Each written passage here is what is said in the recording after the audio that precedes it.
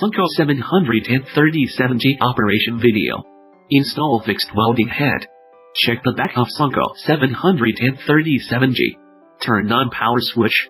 Press welding function switch. The red light means the AT automatic induction welding mode. Adjusting output current. Adjusting output current to 10. Setting pulse to 1p. There is automatic induction pulse setting mode.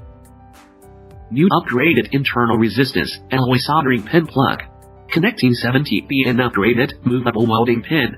Use range 70 cm multiplied by 50 cm. Newest induction technology welding. No need to be controlled by switch. Use foot pedal switch with 70 pin upgraded movable welding pin to weld battery pack. Use foot pedal controlled switch and fixed welding head to weld small battery pack. Adjust welding head pressure according to thickness.